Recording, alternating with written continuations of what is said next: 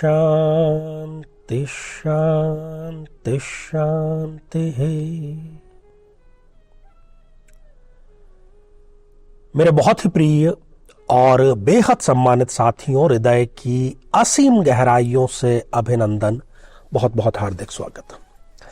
साथियों, हमारे तमाम शास्त्रों में ये जो 3 बार की प्रथा है, ओम शांति शांति शांति, शायद आप में से बहुत से लोग इन 3 बार शांति का अर्थ जरूर जानते होंगे, और जो लोग नहीं जानते उनकी जानकारी के लिए हम आज यहां पर ये बतलाते चलें कि संसार में, इस भव सागर में 3 प्रकार के दुख माने गए हैं। चौथे प्रकार का कोई दुख नहीं है, केवल 3 प्रकार के दुख है। पहला दुख है दैहिक, अर्थात हमारे शरीर से संबंधित, शरीर का कोई वो रोग हो सकता है। जो मानसिक स्थिति है, जो मानसिक विकार है, वो भी एक दैहिक ही माने गए हैं, अर्थात वो दैहिक तापों में, दैहिक दुखों में उसकी गणना होती है। साथियों, दूसरा है दैविक, अर्थात ऐसे दुख प्रकृतिजन्य जिस पर हमारा कोई वश नहीं है, भूकंप, बाढ़ इत्यादि। और तीसरे प्रकार के दुख है भौतिक दुख। भौतिक दुखों की श्रेणी में हमसे कोई चाहते न चाहते हुए भी वैर कर ले, किसी प्रकार की गलतफहमी हो जाए, हम सड़क पर ठीक तरीके से सब नियमों का पालन करते हुए जा रहे हैं, परंतु कोई वाहन आकर के हमारे वाहन को क्षतिग्रस्त कर दे। कहने का अर्थ यह है कि किसी व्यक्ति विशेष से, किसी परिस्थिति विशेष से जो दुख है वो हमें भौतिक दुखों की श्रेणी में रहता है।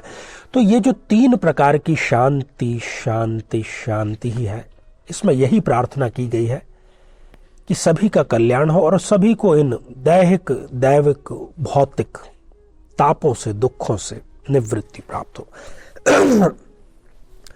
साथियों, होलाष्टक प्रारंभ हो रहे हैं 27 फरवरी 2023 से, और 6 मार्च जबकि होलिका का दहन किया जाएगा तब तक ये चलेंगे। 27 फरवरी से लेकर के 6 मार्च तक का ये जो 8 दिनों का कालखंड है, इसको होलाष्टक कहा गया है। 2 शब्दों से ये मिलकर बना है, होली और अष्टक।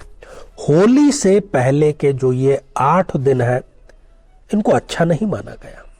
अच्छा किस दृष्टि से नहीं माना गया कि शास्त्र ये कहते हैं कि इन दिनों में वातावरण के भीतर बहुत सी नकारात्मक शक्तियां जो है वो जागृत हो जाती हैं। तो हमें किसी भी प्रकार का मांगलिक कार्य नहीं करना चाहिए, किसी भी प्रकार का शुभ कार्य नहीं करना चाहिए, किसी भी प्रकार का निवेश नहीं करना चाहिए, किसी भी प्रकार की खरीदारी नहीं करना चाहिए। शुभ और मंगल कार्य इन 8 दिनों में निषेध माने गए हैं, उसके लिए मना किया गया है। तब फिर करना क्या है? साथियों, इन 8 दिनों को हम अपने विवेक को, हमारी स्मृति को, हमारी बुद्धि को प्रखर करने के लिए कर सकते हैं। और साल भर का हम ऐसा इंतजाम कर सकते हैं कि कोई भी शत्रु कई प्रकार के हैं। कई लोगों को हम जानते हैं कि ये मेरा शत्रु है, कई दिन रात हमारे साथ में रहते हैं, अलग अलग प्रकार के मुखौटे लगा करके। तो वो शत्रु का प्रकार चाहे जो हो,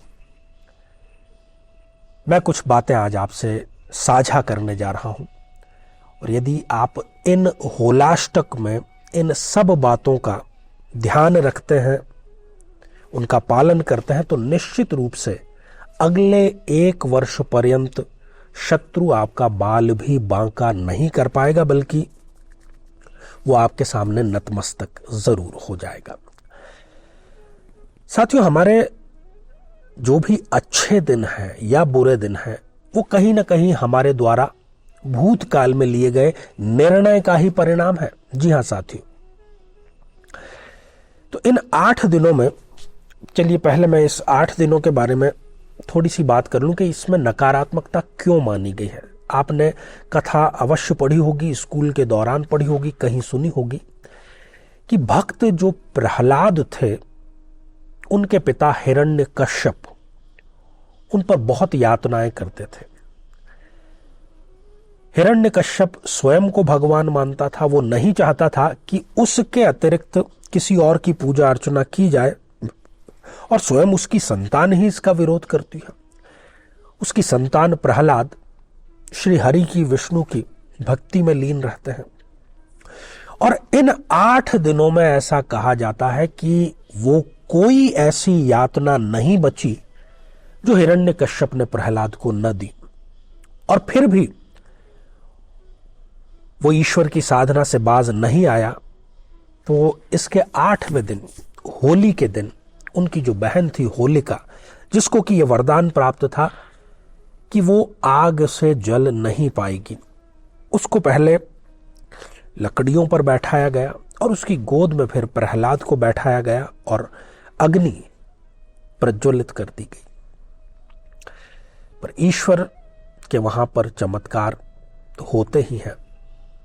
होलिका का तो दहन हो गया और भक्त प्रहलाद जो है वो सुरक्षित बच गए। तो इसी प्रकरण की याद में हम ये प्रतिवर्ष होलिका दहन का जो कार्यक्रम है वो मनाते हैं, त्योहार मनाते हैं, रंगों का त्योहार है। तो होलाष्टक की शुरुआत में ही जहां पर होली का प्रज्वलन किया जाता है वहां पर होली का डंडा रोप दिया जाता है, गंगा जल से शुद्धि की जाती है, गाय के गोबर से शुद्धि की जाती है। साथियों, यदि आप किसी भी प्रकार के रोग से ग्रसित हैं, तमाम तरह की आप दवाइयां ले चुके हैं, इन 8 दिनों में यदि प्रतिदिन आप महामृत्युंजय मंत्र का जाप करते हैं तो आप उस रोग से निवृत्ति जरूर प्राप्त कर लेंगे।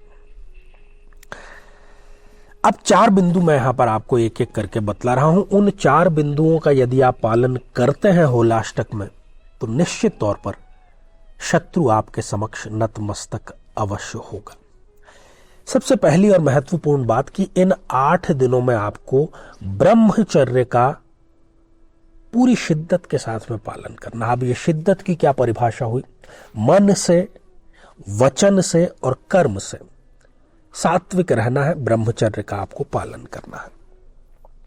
निकट के आपके कोई हनुमान मंदिर अवश्य होगा, वहां पर आप जाएं। इन 8 दिनों में वहीं बैठ करके 3 बार हनुमान चालीसा का पाठ करना है।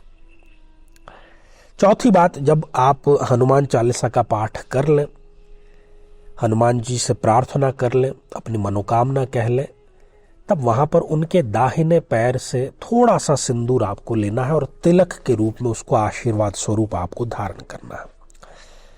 और लाल पुष्प आपको हनुमान जी को अवश्य समर्पित करने हैं। ये चारों कार्य आपको करने हैं।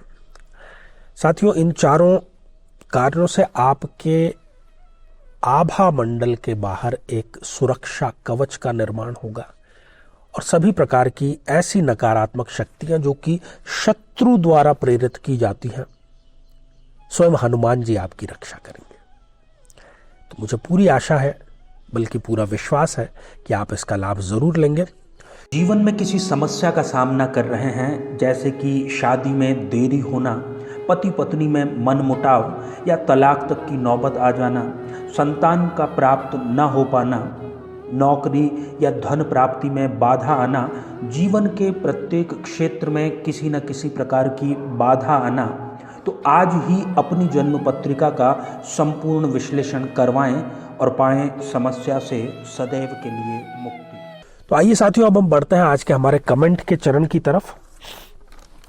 और ये कमेंट, पहला ही कमेंट हमारे नियमित दर्शक हैं, उनका है शकुन शरण जी का। मोस्ट रेस्पेक्टेड आचार्य जी, सादर प्रणाम।